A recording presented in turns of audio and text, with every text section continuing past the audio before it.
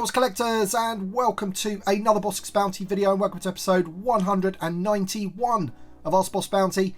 This is the weekly Q&A series that drops every Sunday where I take your questions from the comment section below and do my best to answer them. So if you do have a question for next week's episode and you want to be featured in the video, please leave that question down below in the comments.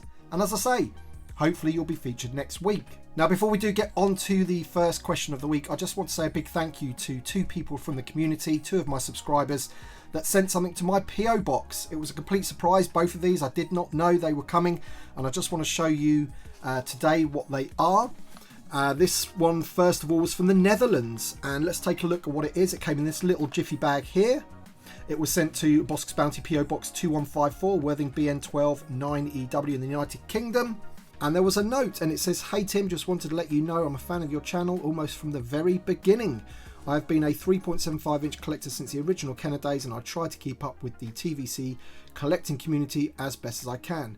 Your channel is always the first to bring me up to speed on the latest developments. I can really appreciate the consistency of your output and the way you communicate with your audience. And because I feel too old and slow for active online contribution, I send you this little trinket as a small token of appreciation. Hope you like it. Thanks for all you do for the community and keep up the positive vibes. Roloff." I think that's how you pronounce your name, buddy. As I say, you're from the Netherlands, or Holland as some people call it. And he sent me this little patch here. Let me just show you quickly. I think this patch is by Padawan Bear Patches. And this is a Bossk Bounty Hunter name pill, which is awesome. Thank you so much, buddy. I really do appreciate that. And as I say, getting things to my PO box as a surprise like that, it really does make my day. So thank you so much, buddy. I'm going to treasure that. And the second letter says, "Hi Tim, hope all is well. I sent you some items for little Bossk. I'm a member of my local 501st Garrison and we went to an event where I got little Bossk some cards from some of my squad members. I hope your son enjoys them. May the force be with you and little Bossk always." Now there's no name on there, but thank the Lord there was a name on the envelope, like a return address, and it's A. Gonzalez from Edwall in United States of America. So thank you so much for that, buddy. And let's just take a look at the trading cards here. So these are, yeah, from the 501st Garrison, which is awesome, and my son will definitely enjoy these. So thank you so much. We have a TK4674. We have a Tusken Raider, and all of these are fan costumes, which is awesome. We've got a TIE Fighter pilot there. We've got a Mando. We've got a Boba as Boba Fett, which is pretty cool. And another one there as well. And actually on the back, you get all of their stats and Legion IDs and a photo of the person and everything. I think these are really cool. And I know how difficult it is to get into the 501st. You know, the costumes and everything have to be really, really on point. So these are awesome. So thank you so much, buddy. I really do appreciate it. And as I said before, you know, getting anything to the PO box, a letter or anything like that, especially when it's a surprise and you don't know when it's coming like that, that's awesome. So thank you so much to the both of you guys. Really appreciate it. Okay then, so with all that being said, if you happen to enjoy the video, don't forget to drop a like down below and let's get straight on to the first question. SW Nerd 2320 says, question for next week, do you think we'll receive any more The Book of Boba Fett characters in the Vintage Collection? I've got to say, I think we will. I mean, if you look at it, we do have actually quite a lot of these sort of main characters anymore, but there's still some that are missing, most definitely. Cobb Vanth being probably the biggest one of those. And I've got to say, I would imagine that he is going to be on Hasbro's radar. I think there was a rumour about him coming out last year and that never actually happened. So maybe they're saving him for 2024. I don't really know. I don't think he's been pipelined or anything like that. But I'm pretty sure that Cobb Vanth will be one of those characters that's, you know, on Hasbro's radar. Maybe the Pike Syndicate or something. Because maybe if they could just do the one of those on card, like the Squad Leader or something, then they could adapt him and give us a 4-pack of those. Because we do have Cad Bane, kind of, you know, we kind of need those really now. So they're the ones that I would have thought that we would get in the Vintage Collection. So I don't think they're finished with the Book of Boba Fett, but when I look at it, there isn't really too many more that I'd actually want from that show. S. Nicholas says, question for next week, do you think the pipelined Axe Woves will be a straight up reissue or will they fix the big helmet? Hasbro recently announced they will do future helmets like Bo-Katan and Koska. I just didn't know how long that would take to implement. Also, do you think the pipelined R2 will be a reissue or a new mould? Keep up the great work. So let's talk about Axe Woves to start with. I don't think it's going to be a straight reissue. I mean, I've got this one here. You can see, you know, the helmet is oversized, as we know. I'm not sure if they're releasing this figure to fix that directly. I think we're going to be getting Season 3 look of Axe Woves, where his armour is ever so slightly different, I want to say. And yes, I think if they're going to be doing that figure, then it is a good opportunity to fix the helmet. And I think, you know, the outcry from the community was enough to probably make them sort of look up and think, yeah, maybe we should be doing that with the swappable head, swappable helmet. So it'll go with Koska and Bo-Katan. As for all figures coming with swappable helmets, I think they only mentioned that for female characters, so I do hope that they do extend that for the male characters as well. At the end of the day, if the head hasn't got such a big hairpiece on it and the helmet can fit over the head, then sure, make it removable if it is accurate. But where it has to be bigger, then definitely I would opt for a swappable head helmet, you know, to keep that accuracy.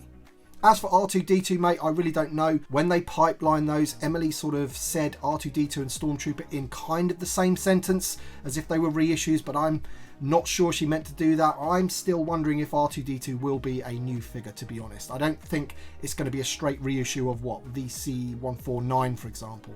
I think the Stormtrooper will be a reissue, but we'll have to wait and see with R2-D2. Dwayne Cook says, another great video. I'm really looking forward to getting Chopper in the vintage collection. Question for next time. Since we're also getting Chopper on the mural card back, do you think we may see the different Imperial disguise versions of Chopper that we see in Rebels? Also, I'd be up for that. I'd definitely be up for that as well, my friend. And I've got to say, if they're going to be bothering to do the Chopper sculpt, then I don't think they're going to want to sort of waste that. They're probably going to want to get as much use out of that as possible. And let's face it, Chopper is quite sort of unique. So let's do the disguises. I can definitely see them doing that. I don't know when they will do that. And I'm sure the one that's going to be on that mural card will be ever so slightly different to the one that we're getting from Ahsoka. So maybe it'll have like the green painted leg, very much like the Black Series one or something. Maybe it'll come with a different accessory. I don't know. But I think it's going to be slightly different. But yeah, absolutely, the Imperial disguise of Chopper would be an awesome release in my opinion. Bruce Killed Chuck. That's a great name, by the way. And I think this is like a super thanks thing here with the $10 there. So thank you so much for that, buddy. I don't think I've really got many of those in the past, so I really appreciate that, man. Thank you. And he says, thank you for mentioning Dash Rendar and the Outrider. I know it's a long shot, but I'd love to see the Shadow of Empire themed HasLab with the Outrider, Dash and Zizor. Cash for Dash. Question for next week. The mobile game Galaxy of Heroes has many Legends characters on its roster, including Mara Jade, Kyle Katarn and Dash Rendar. Could you foresee Hasbro bringing back some of these characters to TVC on the Galaxy of Heroes card backs, or do you think the Jedi Revan HK47 2-pack was a one-off set? Keep up the good work and we appreciate you. Thank you so much, buddy. I don't think it's a one-off. No, I think that's definitely given them an in to do more of those sorts of things. I've got to admit, when I saw the Jedi Revan and it was on that card back, I was sort of surprised at that, if I'm honest.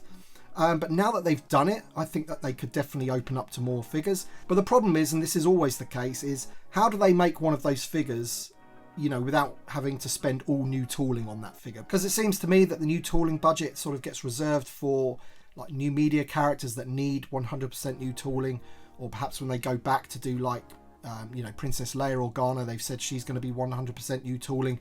The Darth Vader that we got in the Obi-Wan Kenobi series, awesome, allows them to do lots of other things with it. So when I look at those characters, I do think, you know, do they warrant spending the tooling budget on it? I mean, Revan, you could argue, yes, absolutely, and they actually get 2 figures out of that one. So it's a case of like, what can they do with those parts maybe after they've done them? Like if you look at the Rebels figures, for example, that we're getting in the HasLab, there's no doubt that they're going to be using those for different versions of the Rebels characters. So that's kind of my thoughts around it. Yes, we could definitely see stuff from Galaxy of Heroes on those card backs, but it's a case of like how they actually execute those characters. And whilst I'm here, I just want to say a big thank you to Shannon Portrats as well for the super thanks as well on that video. Thank you so much, really appreciate it. Jamie Yulon Gonzalez says, hi Tim, thanks for all the value you add to the vintage collection community. A question for next week. When there is a Hasbro Pulse exclusive, is there any chance for Hasbro reissuing or resupplying a sold out item? I know that it is impossible for HasLab, but what about Pulse exclusives? Thanks. Certainly in the UK, I've seen that happen. The last time that happened was with the 4-pack that's recently come out, the Jabba's Goons 4-pack. I think that sold out a couple of times and they managed to add more stock. Not really too sure about how it works in the US, whether they upload all of their inventory from the word go and when it's sold out, that is it. I know things have gone for a second run if the demand's there, so there is always that as well. So yeah, I guess if the demand is there, then they could possibly restock them. But you're right, they, you know, definitely not the HasLab, because that's like an actual window that you can buy it. Hyperspace Case says, hey Bossk, I had a thought about a possible playset to go alongside the Ghost, the Stonehenge map temple from Cetos. They could include a small map orb and maybe even a proper Sabine helmet to fix the bucket that came with the deluxe release. Perhaps some lights that activate by pushing down the main pedestal. Thoughts? I've got to say, buddy, it sounds great. You know, thinking about it in my mind, it sounds great. But I've got to be honest with you, you know, when I think about that set, I just think about the characters that sort of interact with it. And apart from Morgan and Ahsoka and Sabine, we don't have the really other important characters that go with it, namely Baylan and Shin. And this is the problem for me, because that set would be wonderful. It sounds great. But without those two characters, it would always be missing something, unfortunately. Sage's Banana Time says, question for next week. Does the wardrobe malfunction for Rex bother you? I.e. the biceps were backwards and on the wrong arm, elbow pads weren't on right, so he couldn't bend his elbows, etc. I presume you're talking about Captain Rex in the Ahsoka show, where, you know, maybe the costume was wrong or something.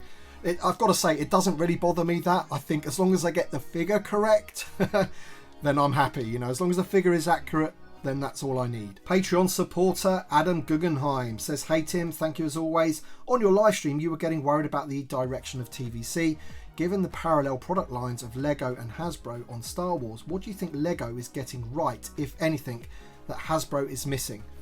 This is a difficult one, because I think I've said before, I don't really like comparing Lego with Hasbro, because essentially making things in Lego is a lot easier for them to do. The molds are very, very similar, even for the minifigures. Maybe they might need like a new hairpiece or something, but you know, new printing. But generally, the mold for the actual figure is exactly the same, and same with all the pieces. They very rarely have to put like an exclusive piece or create a new piece for a set. They've got so many different pieces these days, so it is very difficult to sort of compare them. But, you know, if money was no object, you look at Lego and look at what they're doing. I mean, for the Ahsoka show, there is a really, really good set where you've got the E-Wing fighter being chased by Shin Hati's starfighter. Both of those vehicles or ships I would absolutely love in the vintage collection and to have with my action figures. So, you know, it sounds obvious because obviously Lego tend to build ships and things like that, but obviously they do ships very well, and they seem to get them out, you know, when the shows are airing, and that for me is the biggest thing. You know, wouldn't it be very cool to have like 5, 6, 7, 8 of the figures with maybe a couple of vehicles for when the series airs? And I think that's probably, you know, the biggest difference. Mosul 5354 says, question for next week. You mentioned using the Obi-Wan figure from the 2-pack from the Kenobi series to make more Jedi. What do you think about using it to make a version of Keller and Beck? Or should he get his own mold tooling? Do you think Hasbro will make a Keller and Beck figure? I'm not too sure if they'll make one, but most definitely I had a look at the sort of body and the sculpt of that Obi-Wan, and I think it could be used. Perhaps the belt is ever so slightly different, and obviously he doesn't have the holster, Keller and Beck, whereas the Obi-Wan figure does, but you know, they just need to cut that off essentially. But yeah, the belt is ever so slightly different, but I think if you repainted that tunic, it would look pretty spot on for Keller and Beck, and of course he would then need a robe as well to go with him, which is missing from the Obi-Wan figure, which is a bit of a shame. But yeah, I do believe that they could use that for a few of the other Jedis, really. 2 questions here about Anakin from Revenge of the Sith. One is from Justin Riley and the other is from Christopher Barton, and they both are basically asking if I think we'll get an Anakin from Revenge of the Sith before the anniversary or on the anniversary in 2025 of Revenge of the Sith. So I've got to say, I think if they were to do that figure, it will probably be in 2025. I can't really see them doing it for next year, 2024. I'm not really too sure how that would fit in. I know he has just been in the Ahsoka series dressed in that outfit, and maybe he's wearing it in the Obi-Wan series as well. But still, I think if you're going to get an Anakin from Revenge of the Sith, then they'll probably save it for that anniversary. We'll have to wait and see what they do with that. But yeah, I think it's a pretty heavily requested figure. I know some people out there just want a new character, stop sort of recreating ones that we've already got. But I think there's some really big core characters out there that just need redoing. TSA 0526 says, question for next week. Box Bounty, thanks for these videos. You've sparked my love of TVC. Question, when do you think we'll be getting a new Cody? Goes along nicely with the new 212 4-pack released. Cheers. It does go with that. And, you know, like the previous question, I think there's figures that we already have that are big enough characters that we need to have redone, basically, with today's standards. And I don't think that this Cody stands up anymore in today's standards, just like Jango Fett they're redoing, aren't they? Because there's sort of newer technologies out there, barbell hips, and you wait until we see that new Jango Fett. I'm pretty sure it will be really, really good. And if they were to remake Clone Commander Cody using that Phase 2 clone, that new version that we've got, I'm pretty sure it'll be a decent figure. Channel member Reckless Deck says, hey Tim, question for next week. We never had much luck in getting a Blurg, but what do you think our chances are of getting a Howler? Hypothetically, if Hasbro were to do one, who do you think the most likely pack-in figure might be? Personally, I'd love to see them do Sabine and use the opportunity to get rid of that giant helmet and replace it with a swappable head. Yeah, I mean, I think, as we've said, going forward, female characters with removable helmets will have the swappable head and helmet. In terms of a Howler, I'm guessing it's those creatures from the previous episode of Ahsoka. There's like sort of dog, horse, stroke, rat things, I guess. They really reminded me of something out of Lord of the Rings. And when you've got Balin riding one of them, he really does look like something out of Lord of the Rings, stroke Game of Thrones or whatever. But I'd have to go with Balin. He's my most wanted figure out of the Ahsoka show. And I think if you're going to make a Howler creature, which I don't think they'll do, by the way, I think he'd probably look the coolest one on it. Purple Music says, hi Bossk, love the channel since the beginning. The pipeline figures were pretty underwhelming. Would you like to see pipelines much further into the future? Say 6 months worth, 2 or 3 waves, for example. It demonstrates commitment and could really keep the fans excited and interested in the line. It could potentially get new fans into collecting too, seeing a clear pathway for new figures. Now, I do understand what you mean by this question, but you know, when I look at those pipelines, they are 6-7 months away or a couple of waves away. But I do understand what you're saying. I think we need to sort of, you know, have pipelines for maybe further on, and we have had pipelines such as Chopper where, you know, he's a pipeline for about 2 weeks and then they reveal the figure, which for me, you know, that is not the way to do it. You're correct. They should be pipelining way into the future. You know, the Leia one was a great one. It's like, you know, we are listening to you guys. This is what you wanted and we are making it. As far as I'm aware, that figure is quite early in 2024, so hopefully we're not going to have to wait too long for that. But it would be great if they said, and we're also making Luke Skywalker and Han Solo to go with those, and you will get those by the end of 2024. Something like that. That's the sort of thing that I think keeps people hungry. So yeah, do I think they should do it like that? Absolutely. Aquilish Doug says, hi Tim, question for next week. Now that the Rebel figures are confirmed and they've committed to episode 4 heroes and done some long requested villains like Thrawn, Krennic, Dooku, etc., the March Madness bracket should look quite different next year. Leading into that, will there be a particular character or focus of characters that you will be championing? And this is where it gets a little bit awkward for me, because whatever I say here, I'm going to be offending at least half of the community, because I personally am getting a little bit fed up of getting 3 figures from one entertainment or, you know, one source. So, you know, Ahsoka or Andor or Obi-Wan, you know, you're not getting all of the characters to create the scenes. The Bad Batch, great example. We've got 1 Bad Batch character. That's just not enough for me. 1 Inquisitor, again, not enough for me. I'm getting fed up with that element of this, of collecting this line, and it's pushing me towards, you know, wanting original trilogy only, or Rogue One, or a bit more Mando or something. But you know, because I want things to build out the things that I've already got, basically. And I've got plenty of Mandalorian, I've got a bit of Rogue One, and I've got plenty of original trilogy with some glaring holes in it. So for me, my top 25 could really be heavily original trilogy this year, which obviously is going to upset the people that think that we just want new figures and we don't want figures that have been made and just better versions of them. But unfortunately, you know, I'm sort of feel like I'm being cornered into that way of thinking at the moment, because I'm like anybody else, or I'm like 50% of the community, in that I do want new media characters. I really, really do. When a new show comes along, I'm really excited for it. I'm really excited watching it, thinking I'd love that figure would be great in the line. But for me, Hasbro aren't delivering those in any sort of meaningful way anyway. You get 2 or 3, as I said before. And for me, that's just not enough to sort of, you know, world build or create any type of scene on the shelf, or if you're a carded collector, to have any meaningful sort of, you know, collection of characters from the same movie or show or whatever. Whereas I look at, like, I don't know, original trilogy, Return of the Jedi, there's plenty of characters and original 96s that I would love to be in the line as well, and it's pushing me towards wanting those. SCArt5408 says, hey boss, question for next week. Do you believe we'll get anything in TVC for the 20th anniversary of Revenge of the Sith? Perhaps a newly tooled Grievous. I don't know about a newly tooled Grievous, but I think they will honour the anniversary in some way. I mean, they even honoured the Clone Wars this year somehow, didn't they, with what, 3 repaints of the ARC Trooper, which was not a good representation whatsoever. But I think they'll probably do a bit more for the Revenge of the Sith. Possibly not as much as they did for the Return of the Jedi this year, but I think they will honour it in some way. But I think they'll probably stick to the easy things for them to do, and this is where I've got these two here. I think you'll probably see quite a lot of clone repaints in that year, things that they can easily sort of put out for that anniversary rather than newly tooled figures. And I think if they do newly tooled figures, then it has to be something like, you know, Anakin, maybe Obi-Wan as well from that show. And maybe they don't need a whole newly tooled figure for those either. Maybe they can use some of the Jedi Obi-Wan or whatever, you know.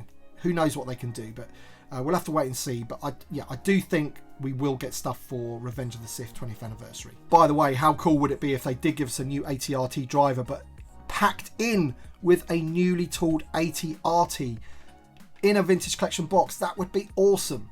I would absolutely love that. Channel member Marco Martinez says, hello Boss Bounty, I would like the next reveals in TVC to be the baddies of Ahsoka, Grand Admiral Thrawn, Baylan, Shin and Enoch. Wouldn't we all, my friend? Wouldn't we all?